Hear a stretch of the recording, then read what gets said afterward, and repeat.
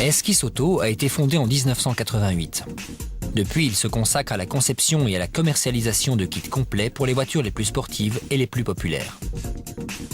De nombreux fans ont déjà sûrement vu des voitures équipées de leurs pièces. Mais comment sont-elles fabriquées? Le fondateur et directeur général d'Esquisse Auto, Jean-Luc Gaucher, nous en dit plus sur ce constructeur de rêve. L'esprit d'Esquisse Auto dans l'esprit du tuning, c'est de transformer la voiture tout en conservant l'esprit d'origine du constructeur. Nous voulons faire un véhicule plus agressif qui va répondre à une demande au niveau du tuning, mais sans dénaturer la valeur du véhicule. Maintenant que nous connaissons la philosophie d'Esquisse Auto, nous aimerions en savoir plus sur la fabrication de chaque pièce. Vu les dernières évolutions du tuning, il a fallu que nous nous adaptions à créer des produits un petit peu plus agressifs. Par exemple, au niveau du dessin, nous faisons actuellement appel à des cabinets extérieurs. Nous développons avec une sorte de partenariat, si vous voulez, un tuning qualitatif mais agressif. Ce sont les deux mots que je veux retenir. Et par contre, nous conservons ici, intramuros, tous les processus de fabrication. Au niveau de la fabrication de la maquette, pour la réaliser, on met 2 ou 3 mois avec des maquettistes. Et à partir de là, nous fabriquons nos propres moules. Ensuite, nous réalisons le prototype et on peut se permettre de faire le suivi de la fabrication. Mais tout est toujours fabriqué chez nous. Nous pouvons voir la maquette d'un nouveau kit pour la Citroën C2. Le maquettiste dispose des dessins originaux accrochés au mur et il sculpte l'argile encore et encore sur la carrosserie, jusqu'à obtenir le résultat que l'on observe sur les dessins. Il y a encore beaucoup de travail sur cette voiture. Jupe avant, jupe latérale, seul le spoiler a déjà été clairement défini.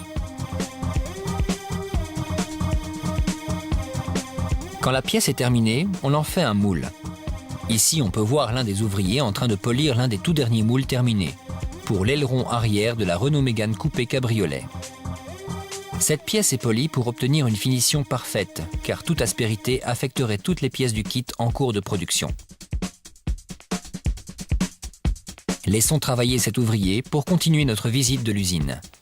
On applique une couche de peinture sur chacun de ces moules bleus avant de fabriquer chaque pièce. Ensuite, on étend la fibre de verre qui arrive en rouleau et que chaque ouvrier découpe selon les formes du moule. Ici, on voit comment sont découpés les contours pour une pièce. Dans ce cas précis, l'aile avant d'une Peugeot 206. Après avoir découpé et positionné la fibre de verre, il faut appliquer la résine qui fera durcir le tout en pénétrant dans la fibre de verre pour faire de la pièce un bloc ultra rigide.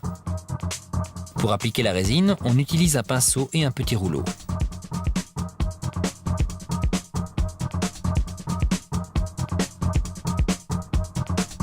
Quand les pièces ont durci, elles passent par l'étape de finition, où un autre ouvrier découpe l'excédent de fibre de verre avec un cutter. Les dernières étapes, et le kit est presque terminé. Les touches finales. Les contours des pièces sont poncés au papier de verre fin pour une finition parfaite. Ici, on peut voir comment les différentes parties de chaque élément sont poncées et finies.